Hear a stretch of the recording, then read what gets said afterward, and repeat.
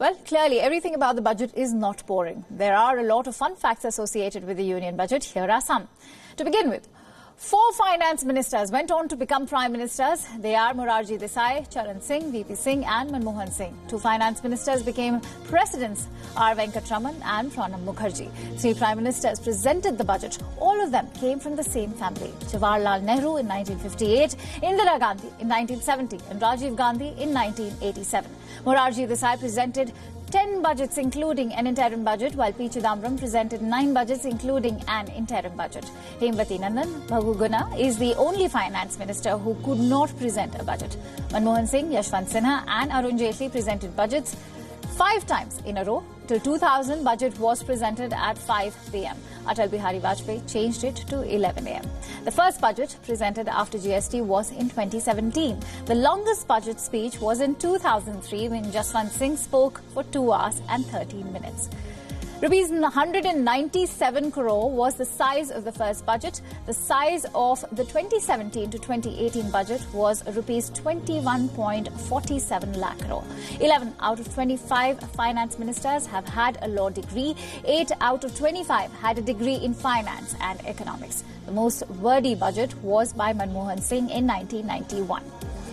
He used 18,520 words. Least were used by C.D. Deshmukh in 1952. He used 4,454 words.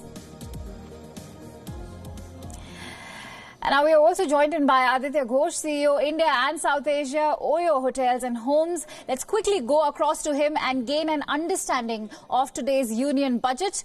Aditya, thank you so much for joining us here on WION. Now, my first question to you is, what are the expectations for the startup sector in India? I think, because now we have a second mandate for the government, so there is obviously much higher expectations from everyone, not just us in the industry.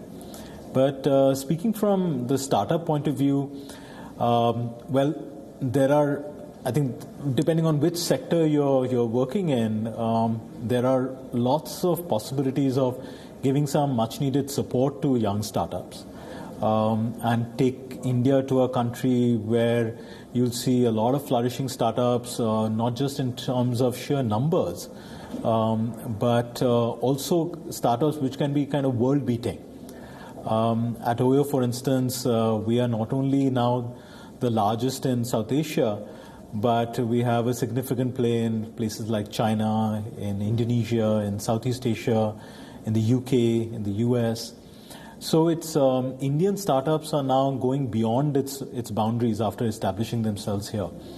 So if there are policies that can encourage that growth and find a way to encourage those who are ahead of the pack, I think that will be very, very important.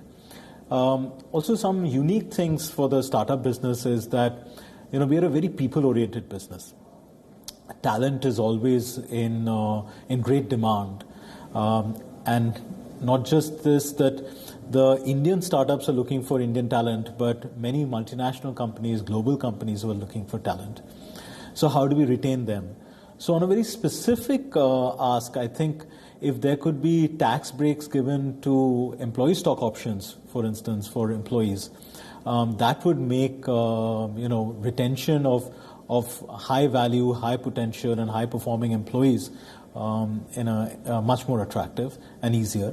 So I think those are some of the things. Right.